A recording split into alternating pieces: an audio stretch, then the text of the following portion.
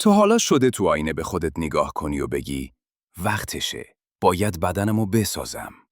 ولی بعدش فکر کنی که ساختن بدن خوب حداقل چند ماه یا حتی سال طول میکشه؟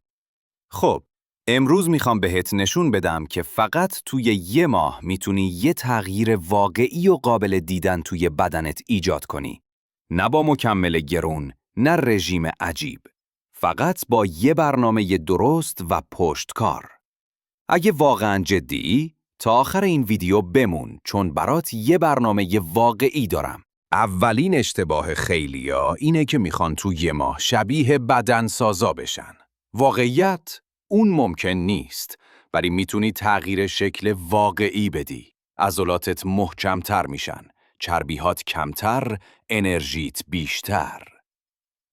هدفتو بنویس. مثلا میخوام تو 1 ماه 2 کیلو چربی کم کنم و بازوهام سفت‌تر بشن. هدف واضح، انگیزه بیشتر. بدون هدف فقط 1 روز خوب داری و 10 روز ول میکنی.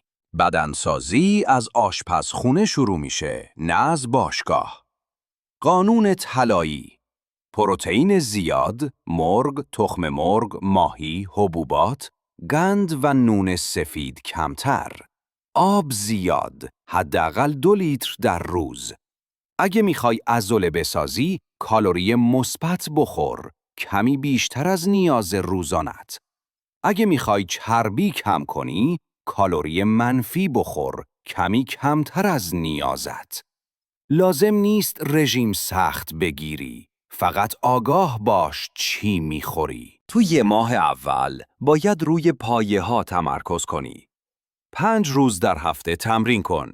هر روز حدود 45 دقیقه. روز 1 سینه و بازو. روز 2 پا و شکم. روز 3 استراحت یا کاردیو سبک. روز 4 پشت و شانه. روز 5 کل بدن، فول بادی.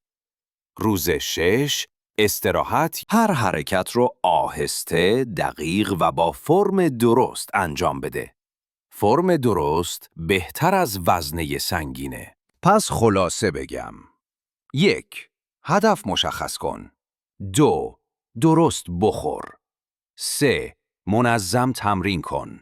4. بخواب و ریکاوری داشته باش. 5. ناامید نشو.